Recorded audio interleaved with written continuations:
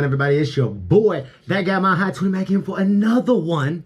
And this time we got one of the MrBallen, you know what I'm saying? MrBallen bangers, you dig? This one's called, This Girl is About to Live a Nightmare.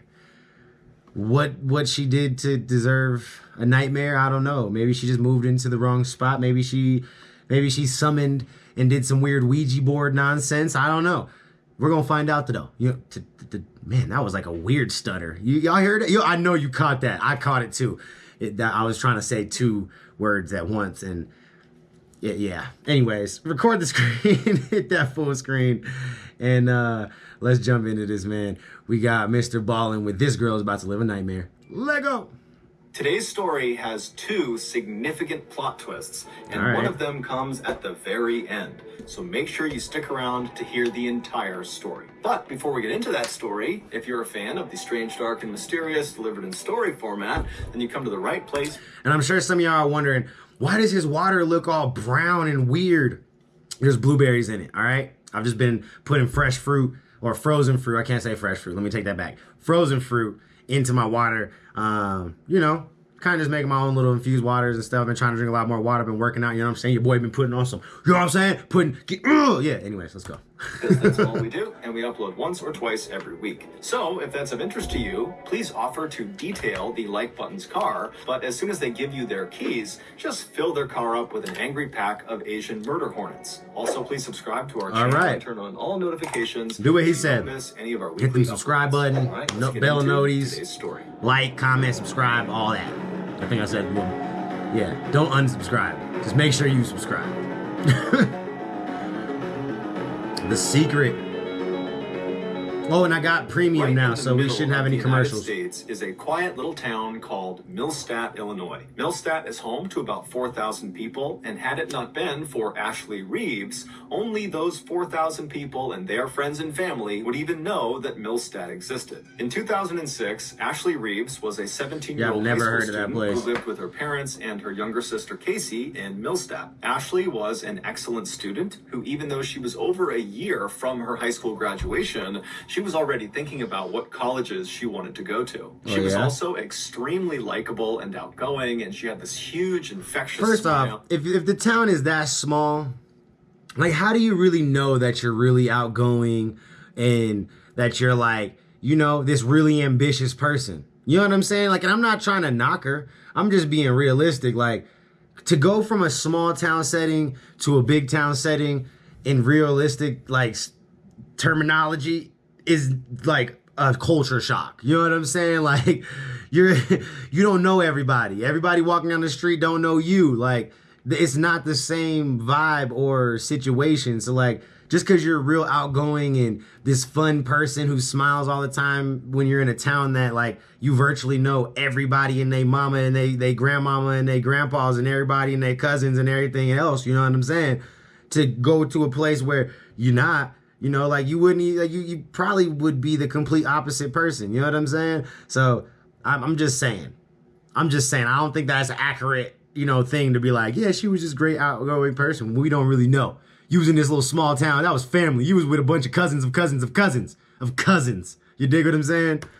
And so she had tons of friends, and she had a very serious boyfriend who her parents adored. Who was a cousin of a cousin of a cousin. He was a high school student as well. On the morning of Thursday, April 27th of that year, Ashley got up, and like every other morning, she got ready for school alongside her sister Casey. And then right before Ashley stepped out to head off to school, she told her parents that after school, she had a job interview on the other side of town. And then after her interview, her plan was to play basketball with some friends, and then she'd be home. And so her parents said, okay, well, hey, good luck with your job interview, and just make sure you're home before 10:30 p.m. And so Ashley said, no problem, I'll see you tonight, and then she left. That afternoon, after school, Ashley made her way to Jeremy's locker, and when she got to him, Jeremy handed her his keys to his car. He had an SUV, and he was lending it to her for the day so she could go to the interview and then go play basketball. And so Ashley took the keys, she thanked him, she gave him a hug, and then she turned and she walked down the hallway where she met up with her sister, Casey, at her locker, And then the two girls left the school. They went out to the student parking lot. They found Jeremy's SUV. They hopped inside, and then Ashley began driving them back to their house. When they got there, Casey hopped out of the car. She said bye to Ashley, and then Ashley left their house and she began driving to Fairview Heights, which was a town about 15 miles away where her interview was going to be. Several hours later, around 10 p.m., why are you interviewing 15 miles away and you don't even got your own car? Like this sound like a setup. You know what I'm saying? This sound like red flags. Like you interviewing in a city 15 miles away and you don't even got your own set of wheels or own like real way to get there on, like, even if you got the job. Some sound fishy to me. I'm just saying. Had not heard from their daughter, and it was getting close to her curfew, and so they asked Casey if she had spoken with Ashley, and, did she know how her interview went? Did she know when she was going to be home? But Casey would tell them, actually, no, I haven't talked to Ashley since she dropped me off from school. And so Ashley's parents said, okay, no big deal, and they called Ashley, but Ashley didn't pick up. So they sent her a series of text messages, but after a couple of minutes of not getting any response, they decided to just call her boyfriend, Jeremy, to see if maybe he knew what was going on with Ashley. But when they spoke to Jeremy, he would say that, I haven't spoken with Ashley since I gave her the keys to my SUV, and I've actually been trying to talk to her all day. I've been calling her and texting her, but I still haven't heard back. And so at this point, dang, so he over here feeling like, man, I just got bamboozled. She took my whip and ran off. Like, he feeling real bamboozled right now. I'm just saying, he's feeling super bamboozled. And so after hanging up with Jeremy, they began calling other friends of Ashley's to see if maybe they had spoken to her and knew what was going on. But all of her friends that they spoke to all had the same story. We haven't talked to her since the end of school, and she's not returning our calls or texts. And so Ashley's mother, she just sensed that something was terribly wrong. And so without any hesitation, she just called the police. Now, the police in this town were used to getting calls every now and again from parents whose teenage child had run off and they were concerned about them, but virtually every time the police investigated, they would find the teenager had just kind of been blowing off their friends and family, and they would pop up maybe a couple hours later, totally unharmed. That's that small city life. The Millstadt police would later remark, when they heard Ashley's mother's voice over the phone, the fear in her voice was so pronounced, it immediately pushed the police department to take this case very seriously. And so that night, right after this phone call, the Millstadt Police Department went out in force to try to locate Jeremy's SUV, the car that Ashley had been driving around that day. And the first place they went to look for this car was Latterman Park, which is this very popular public park that has a really popular basketball court that lots of teenagers would go to all the time. And Ashley was known to frequent that park. And this park was located about halfway between Fairview Heights, where her interview was, and Millstadt, where she lived. And so they go to Latterman Park, and right away, sitting in the parking lot, they find Jeremy's SUV. But Ashley is not in the car. She's nowhere near the car. And when they searched the car, there was nothing of significance inside of it. There was just some of Ashley's clothes lying around. The police would spend all night and well into the morning combing. Just some of her clothes lying around, though? Like, isn't that a red flag? Like, why would her clothes just be... I mean, I guess if she had, like, took off her school clothes to, like, get into, like, more interviewee type clothes, I guess. But I don't know, man. Like, she's a teenager. Is she even that, like, savvy to be like, I need interview clothes, especially in a small town that, like, you know what I'm saying? Even if it's like a neighboring city, like, she probably, like, people probably know her. She probably knows a bunch of people in that little neighboring town. Yeah, I don't know, man. I think that might have been, that's another red flag right there. Red flag number 2. Latterman Park looking for any sign of Ashley, but there wasn't one. And so as the sun came up and the police were nowhere closer to finding this girl, they began to suspect that, perhaps foul play was involved. And so the first person they hauled in for questioning was Ashley's boyfriend, Jeremy. But as soon as he sat in the interrogation room, he demonstrated a real concern for Ashley. He had a rock solid alibi, and he basically was an open book. And so they quickly ruled him out as a suspect. And then the police basically gave her the keys. All of Ashley's friends and acquaintances. He was nowhere near her. Basically anybody that knew her, they were bringing them into the station to find out if they knew anything that could help them figure out where Ashley was. And more specifically, the police were really looking to see if any of these people were hiding something. And sure enough, a few of the friends that were brought in were. According to a few of Ashley's closest friends, Ashley was in in not one, but two romantic relationships. One was the public relationship she had with Jeremy, and the other was a secret relationship that was actually illegal. In order to hide this forbidden second relationship, Ashley would tell her family and her friends that she was going to the park to play basketball, when in reality, she was going to the park to meet up with this secret second partner. And the day before, when Ashley went missing, her friends told police that that was the exact... Oh, so she just ran off. Okay, so she just ran off with this dude? Like, she just ran off with this dude, and is that the plot twist? She ran off with an older dude and decided that that's what she was going to do? The name of this secret person from Ashley's friends. His name was Sam Shelton, and the police tracked him down. When they found him, he was at a baseball practice, but the police didn't care. They marched right onto the baseball diamond, and they grabbed Sam, and they brought him back to the police station. And then when he got there, they sat him down in the interrogation room, and he's still wearing his baseball uniform, and they asked him about his relationship with Ashley. And he immediately denies it and says he does not have a relationship with Ashley. He's got no idea why he's here. He's going to get in trouble. Quickly, after a few questions, Sam's answers became inconsistent, and so the police just ratcheted up the pressure on him. And then finally, after 12 hours of questioning, the interrogator brings up Sam's mother and his grandmother, and he says to Sam, you know, how would they feel if they knew you were lying to the police right now? And this just broke Sam, and so he cracked. Now, at this point, the police were already expecting the worst when it came to Ashley, but they were not ready for just how brutal Sam's confession would be about what exactly he did to her. The following is an account based on his confession. 30 hours earlier, Ashley wrapped up her interview in Fairview Heights, and she made her way to Latterman Park to meet up with Sam. And now it's not clear exactly how they met up, but eventually the two of them did connect, and they made their way over to Sam's car where they became intimate. Afterwards, the two are sitting in the front two seats of Sam's car. Sam is in the driver's seat. That's so nasty, Ashley man. is in the passenger seat. That is so nasty. There, something happens that causes this huge fight between the two of them. And at some point, Sam tells Ashley to get out of the car, but Ashley refuses. She wants to talk to him. She wants to deal with their issues, but Sam's not having it. And so he gets so mad at her that he lunges across the center console of the car, and he puts Ashley into a vicious chokehold.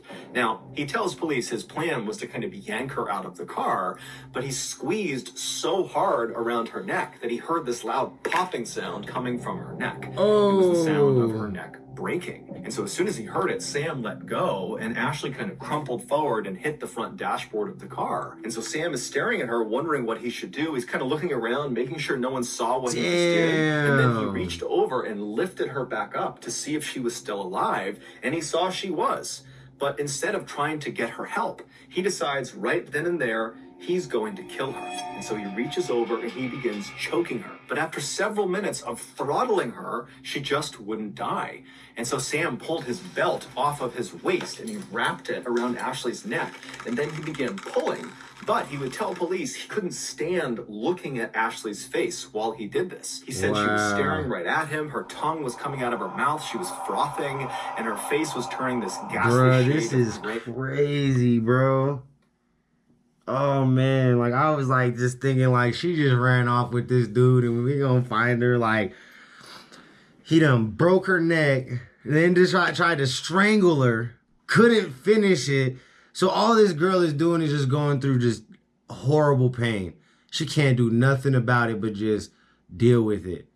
You know, her brain is screaming at her right now. You know what I'm saying? Like, every pain sensory is going off. Like, holy hell. And so at some point, when she still hadn't died, he released the belt from around her neck, and he turned her body so she was facing the window away from him. They found her alive. And then he repositioned the belt on her neck, and then he put his foot on her back to use as leverage, and then he pulled as hard as he possibly could on her throat for quite a while, until the belt actually broke around her neck. And then at that point, he checked checked to make sure she was dead, and when she was, he stuffed her down into the floorboards in front of the passenger seat, and then he drove several miles across town to another park called Citizens Park that was very heavily forested. And once he parked in the parking lot, he looked around to make sure no one was watching, and then he dragged Ashley's body out of the car and deep into the woods where he abandoned her. It would turn out Ashley was far from the only teenage girl who found Sam Shelton attractive. Many teenage girls in the area thought he was the perfect catch. He was smart, he was handsome, and he had these beautiful, striking blue eyes that you couldn't help but just stare at.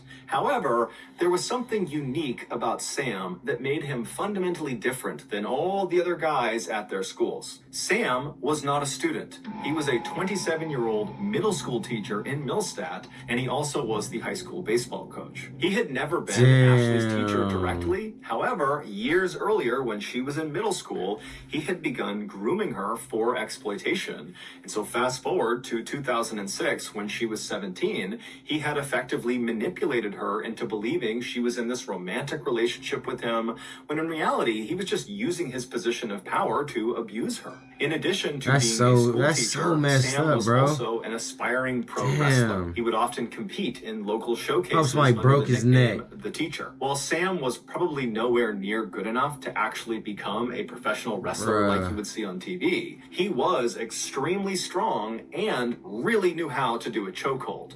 And so when he attacked Ashley and put her in that vicious chokehold, she had no chance at escaping. She was completely doomed. Shortly after his confession, Sam would tell the police that he would take them out into the forest of Citizens Park to try to find Ashley's body. But when they got there, it was late, it had been raining for several hours, and Sam right away acted like he couldn't figure out exactly where he had left her. And so the police were actually starting to think, is he lying to us? Is this whole thing just kind of made up? Did he really attack her? Is she really out here? But after about 30 minutes of the police and Sam kind of trudging around the thick forest, one of the officers suddenly sees something on the ground. He raises his flashlight, and there in a clearing is Ashley's body. And so the police and Sam, they walk over to her, and they're standing above her ruined body. Her neck is totally bent at a grotesque angle. She's covered in bugs. But as they're standing there and they're watching her, her chest suddenly starts to move. She wasn't I knew dead. it. They found her alive. Dead, and she'd been out in the woods with a broken neck for 30 hours. That is so crazy. I knew it. I called it, though. I said they're going to find her alive.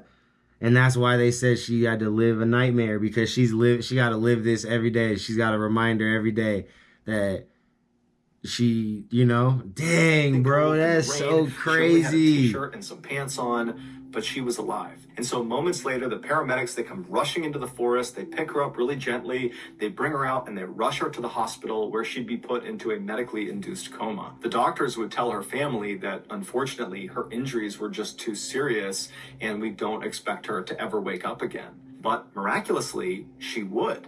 Now, she would have to relearn how to walk and talk and eat and drink, but she would do all of those things. And today, she is 32 years old. She is happily married. She has 2 kids of her own. And by and large, she leads a very happy, normal life. As for Sam Shelton, that's crazy. Hold on. She has a normal, I'm really shocked, and I'm happy that she actually has a regular, normal life. Because that she could have been wheelchair bound. She could have been bedridden, coma ridden, vegetable. You know what I'm saying? Bruh, that's a fighter right there. She a fighter, baby. Yeah, damn. I'm really happy, because that was a really gruesome, crazy story. But for her to come out on the other end of it, man, that's one hell of a lesson. You know what I'm saying? God damn. But that just shows you the strength of a human. For real, bro. To go through some shit like that, still come out, find love, get married, have 2 kids, live your life? What? That's different. 20 years in prison for attempted murder, and he's still in prison only today. 20? However, he is up for parole in 2024.